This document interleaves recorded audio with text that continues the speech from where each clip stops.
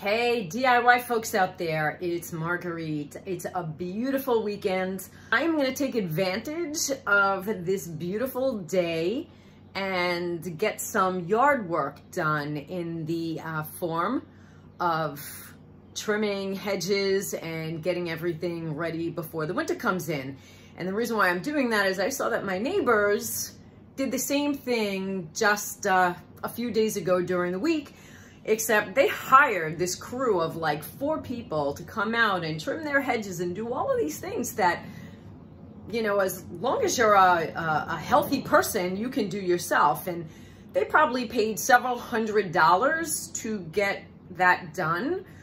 And hey, I'm not knocking it. You know, people who have that kind of money and they want to hire that stuff out, more power to you. But you know, if you're looking to save money, that's a very easy way to cut back on expenses. These are things that you could do yourself. You need a hedge trimmer, maybe you need some clippers, that's about it. And you get to hang out in the sun, which is good and healthy for you. So I'll take you outside and I'll show you some of the things that I'm going to be trimming and why I'm going to be trimming them.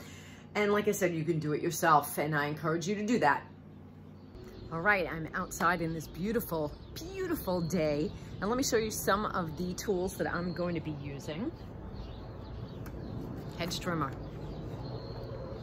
I can't tell you how old this is. I wish it was a little longer, but it's gonna do the job.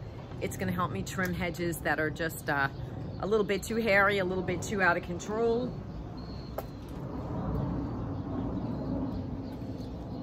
My Fiskars. Also old.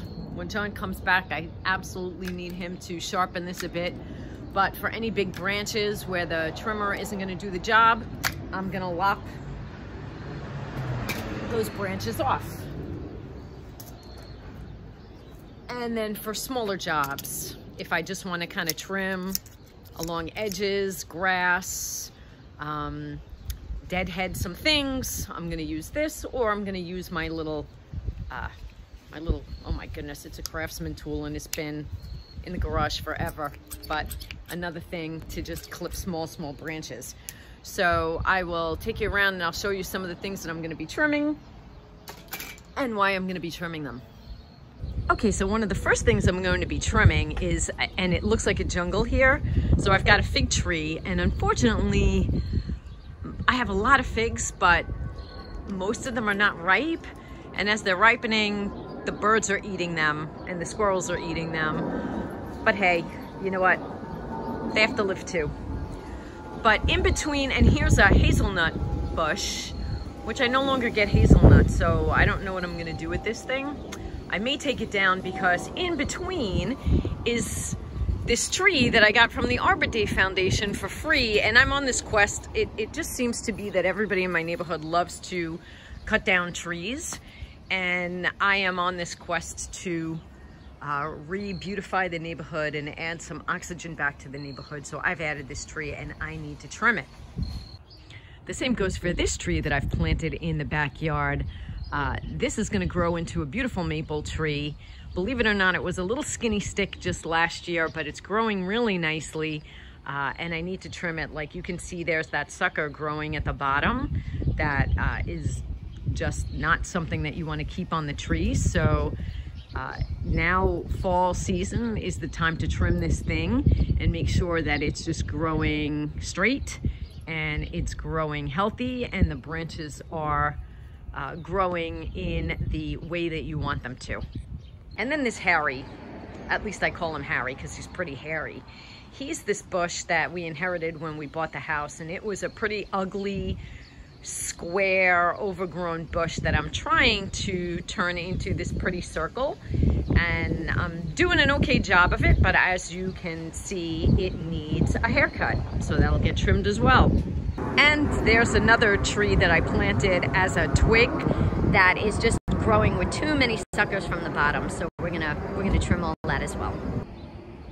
And lastly, another bush that we inherited that's just growing too tall, and it's starting to block too much of the front window. This is going to get a major haircut so that come the springtime, it fills in nice and green, but it doesn't block any view out of the window.